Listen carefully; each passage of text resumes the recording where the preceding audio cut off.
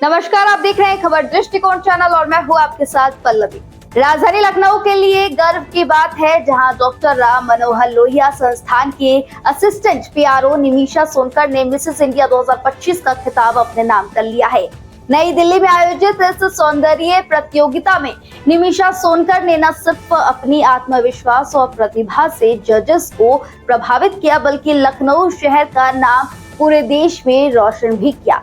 निमिषा सोनकर पेशे से एक असिस्टेंट पब्लिक रिलेशन ऑफिसर है और 2 बेटों की मां भी है। परिवार और प्रोफेशन के बीच संतुलन बनाते हुए उन्होंने ये साबित कर दिया है कि महिलाएं अगर ठान ले तो कोई सपना अधूरा नहीं रहता। उनका कहना है कि ये जीत सिर्फ मेरी नहीं, हर उस महिला की है जो अपने सपनों पर विश्वास रखती है। डॉक्टर राम मनोहर लोहिया संस्थान के सहकर्मियों और शुभचिंतकों ने सोनकर को दिल से बधाई दी और उनकी उपलब्धि को लखनऊ की बेटियों के लिए प्रेरणा बताया। हमारे साथ निमिषा सोनकर जी मौजूद हैं जिन्होंने लखनऊ के साथ साथ अपने परिवार का नाम रोशन किया है। आइए किस तरह इन्होंने परिवार का नाम रोशन किया है, लखनऊ का नाम रोशन किया है, ज्यादा जानकारी इनसे लेते हैं। एक बड़ा कंपटीशन हुआ था जिसमें ये मिसेज इंडिया चुनी गई हैं। ये गौरव की बात है उत्तर प्रदेश के लिए भी और इनके लिए भी। आइए मैम से बात करते हैं। मैम, बात कर लें, एक बड़ा कंपटीशन हुआ था, आप घर के साथ साथ बाहर भी देखती हैं, घर भी देखती हैं, उसके बावजूद फिर आप कंपटीशन में आपने पार्टिसिपेट किया। किस तरह पूरा कंपटीशन था, क्या कहना चाहेंगे?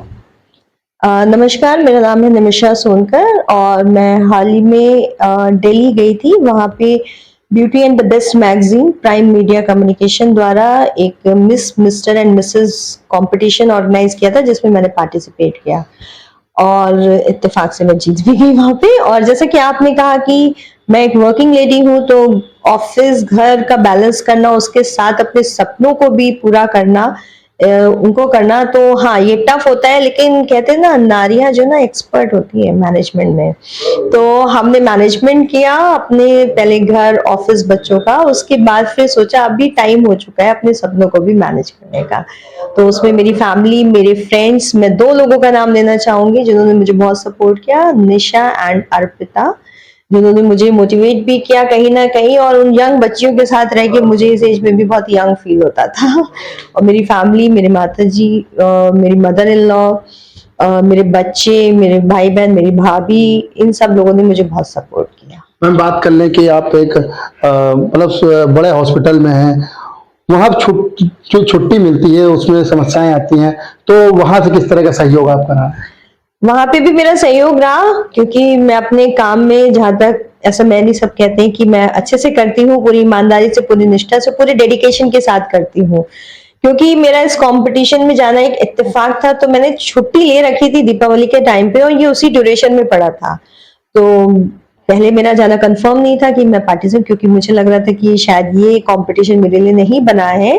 मुझे खुद के ऊपर, खुद की ब्यूटी पे, खुद के ऊपर थोड़ा सा डाउट था इस चीज को लेकर के। बट जब मैं गई, मेरे घर वालों ने मुझे मोटिवेट किया, तो फिर मैं गई और मैंने छुट्टी भी मुझे मिली। और जब मैं वापस आई तो मेरे डायरेक्टर साहब ने, professor doctor CM Singh sir ने, उन्होंने मुझे बहुत अच्छे से मेरा वेलकम किया, मेरा हौसला अफजाई करी।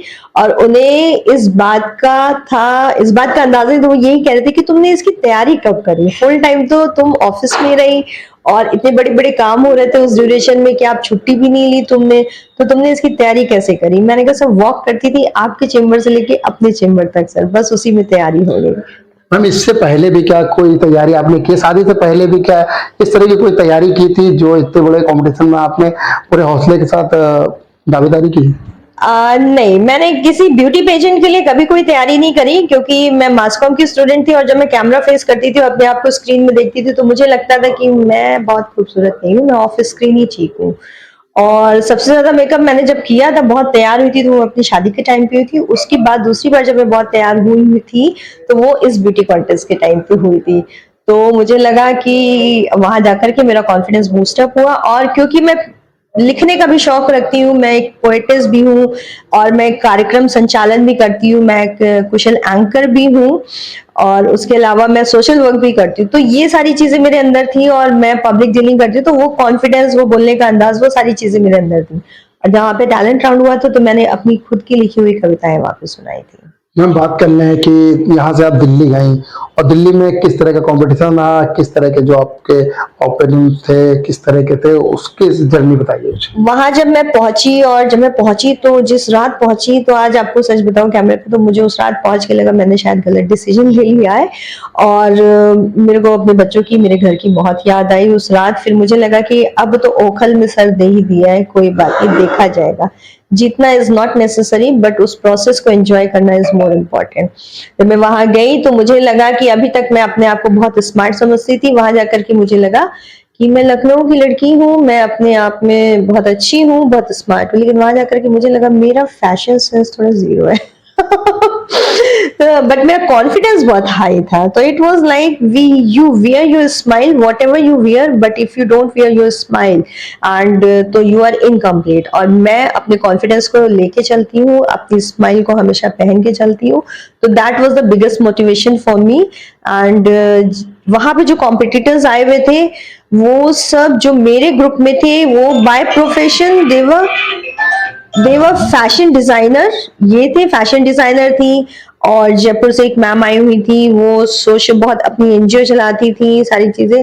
तो जो फैशन डिजाइनर थी, तो मुझे लगा कि भाई इनको तो फैशन का बहुत सेंस है, इनके आउटफिट सारी चीजें सब कुछ था। तो मतलब कंपटीशन का माहौल नहीं था, सब फ्रेंडली थे, कंपटीशन वाज ओके। बट क्योंकि सभी मिसेस थी, तो अपने सपनों को सब साकार करने, जीने के लिए आई थी, एंजॉय करने के लिए आई थी। तो बहुत ही खुशनुमा माहौल किया हुआ था। प्रीति मैम ने वहां पे, शोना सर ने, और जितने भी लोग और पार्टिसिपेंट, जो ऑर्गेनाइजिंग टीम थी, पूरा बहुत अच्छा माहौल था, एटमॉस्फेयर था, कहीं से भी बहुत कॉम्पिटिटिव वाली फीलिंग नहीं आई। और उसके साथ ही मैंने उन लोगों से भी सीखा, मैम से सीखा जो कोलकाता से आई थी, बंगाल से। She was 63 years. तो मुझे लगा कि बहुत बड़ी बात है भाई 63 ईयर्स में अपने आप पे इतना सेल्फ कॉन्फिडेंस होना कि आप ब्यूटी पेजेंट में पार्टिसिपेट कर रहे हैं।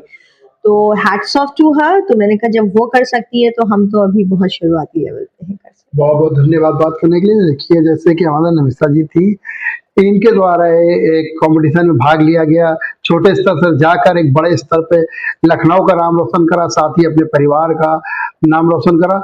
और इनका साफ तौर पर कहना है कि इसकी मैंने पहले से कोई तैयारी नहीं की थी, इससे पहले इस बड़े मंच पर मैंने कोई तैयारी नहीं की। कुछ लोगों का सहयोग मिला और सपोर्ट मिला और इन्होंने अपने लखनऊ का नाम रोशन किया।